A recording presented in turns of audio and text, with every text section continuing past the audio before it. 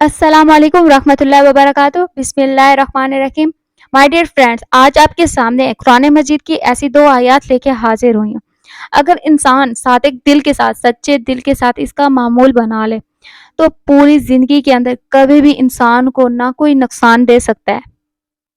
اللہ تعالیٰ نے خود اس وظیفے کی قسم کھائی ہے کہ جو بندہ یہ وظیفہ کر لے گا اس کے گھر سے تمام مشکلات، پریشانیاں، بیماریاں ختم ہو جائیں گی۔ دوستو، اگر کسی انسان پر اللہ کی جانب سے تنگ دستی آتی ہے تو سارا جہاں اس کے پیچھے لگ جاتا ہے۔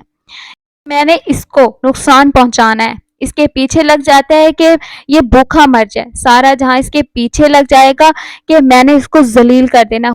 خدا کی قسم، اس دو آیات کے اندر اتنا راز چھپا ہے۔ اگر انسان صادق دل کے ساتھ، سچے دل کے ساتھ اللہ تعالیٰ پر اعتماد اور بھروسہ رکھ کے ان آیات کا وظیفہ کرے تو صرف 7 مرتبہ پڑھ لے، اللہ رب العزت اس انسان کے راستے سے تمام مشکلات ختم کر دیں گے۔ اپنے ہاتھوں پر یہ وظیفہ کر کے آزما کر دیکھ لو۔ دوستو، آپ قرآن پاک کو کھولو، قرآن پاک کے اندر داخل ہو جائے۔ قرآن پاک کے اندر ہر مشکل کا اللہ تعالیٰ نے حل رکھ کے دیا ہے۔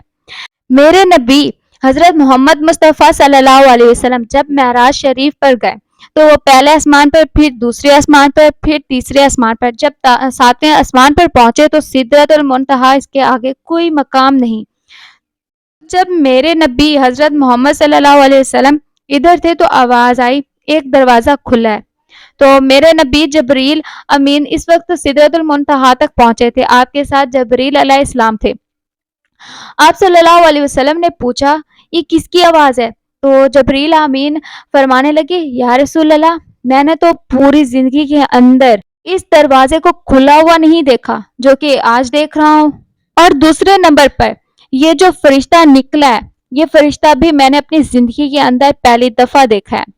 تو وہ جب آیا اپنے آقا حضرت محمد مصطفیٰ صلی اللہ علیہ وسلم کے سامنے جھک کر اللہ تعالیٰ کی جانب سے یہ تحفہ دیا۔ یہ قرآن کی یہ 2 آیات تھی، اور اس آیات کی اتنی اہمیت اور فضیلت ہے۔ اس وقت اس فرشتے نے 3 چیزیں دی تھی۔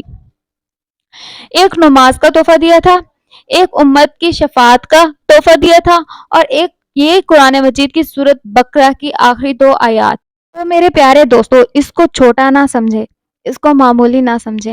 اللہ تعالیٰ کی قسم کھا کے کہتی ہوں، یہ پوری کائنات کے اندر سب سے زیادہ مجرب عمل ہے۔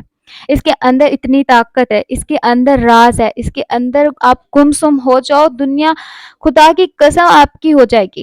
آپ دنیا کے پیچھے گھوم رہے ہو جہاں سے کچھ نہیں ملے گا، اپنی زندگی کو تباہ کر رہے ہو وہاں سے کچھ نہیں ملے گا۔ اگر ملنا ہے تو اللہ کے قرآن سے سورۃ بقرہ کی آخری 2 آیات پڑھ لیں۔ مان رحیم آمانا رسول بما انزل علیہ من ربہ والمؤمنین کل آمانا باللہ والملائکتہ وکتبہ ورسلہ لا نفرق بین احد من رسول وقالوا سمعنا واطعنا غفرانک ربنا وعلیک المصیر۔ لا یکلف اللہ نفسا الا وسعها لها ما کسبت وعلیہا ما اکتسبت ربنا لا تؤاخذنا ان نسینا او اخطأنا ربنا ولا تحملنا ما لا طاقة لنا به واعف عنها واغفر لنا وارحمنا انت مولانا فانصرنا على القوم الكافرین۔ محترم ناظرین، ایک روایت کے مطابق قرآن مجید میں یہ سورۃ بقرہ کی آخری 2 آیات ہیں۔ اس کے اندر سب سے زیادہ طاقت ہے۔ قرآن پاک کی آیت مبارک کو آپ نے 7 مرتبہ پڑھنا ہے۔ لایا ہے کتاب سنت کی روشنی سے، علماء کرام کی روشنی سے، تو وہ ہے سورۃ بقرہ کی 2 آیات جو کہ میں نے آپ کو پڑھ کے سنا دی ہیں۔ تو یہ آپ نے اس طرح کرنا ہے کہ رات کو سونے سے پہلے اس کو 7 مرتبہ پڑھنا ہے۔ اول و آخر اپنے نبی کریم صلی اللہ علیہ وسلم پر درود پڑھنے کے بعد اللہ کے سامنے ہاتھ اٹھا لینا ہے۔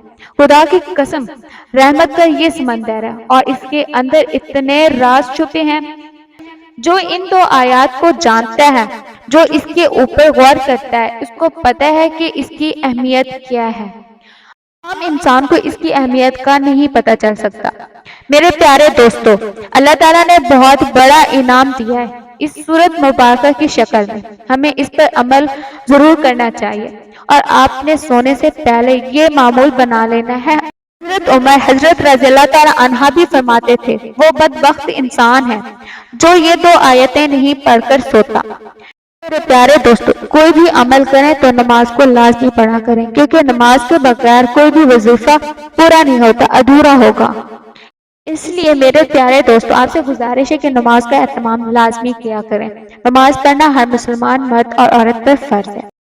ایک جگہ پہ فرمایا گیا، بے شک میں ہی اللہ ہوں، میرے سوا کوئی معبود نہیں، سو تم میری عبادت کیا کرو اور میری یاد کی خاطر نماز قائم کیا کرو۔ اور آپ اپنے گھر والوں کو نماز کا حکم فرمایا اور اس پر ثابت قدم رہیں۔ ہم آپ سے رزق طلب نہیں کرتے بلکہ ہم آپ کو رزق دیتے ہیں، اور بہتر انجام پرہیزگاری کا ہی ہے۔ یہ اہل حق وہ لوگ ہیں کہ اگر ہم انہیں زمین میں اقتدار دے دیں تو وہ نماز کا نظام قائم کریں گے، تو زکوٰۃ کی ادائیگی کا انتظام کریں گے اور پورے معاشرے میں نیکی اور بھلائی کا حکم کریں گے اور لوگوں کو برائی سے روک دیں گے۔ سب کاموں کا انجام اللہ ہی کے اختیار میں ہے۔ اور آپ کو اس کا بھی علم ہونا چاہیے، قرآن حکیم میں 100 سے زیادہ مقامات پر نماز کا ذکر آیا، جن میں سے 80 مقامات پر سرحا نماز کا حکم ورد ہوا ہے۔ اس آیت مبارکہ کے علاوہ اور بھی آیات ہیں جن سے نماز پڑھنے کا ثبوت ملتا ہے، مگر اختصار کی پیش نظر انہی پر اتفاق کیا جا رہا ہے۔ اللہ پاک ہم سب کو اس پر عمل کرنے کی توفیق عطا فرمائے، اور اس کو صدقہ جاریہ سمجھ کر اپنے دوستوں تک ضرور شیئر کیجیے گا۔ اللہ تعالی ہم سب کو دین حق پر چلنے کی توفیق عطا فرمائے، آمین ثم آمین۔ جزاک اللہ۔ مجھے اس ویڈیو کے ساتھ دیجیے اجازت، اللہ حافظ۔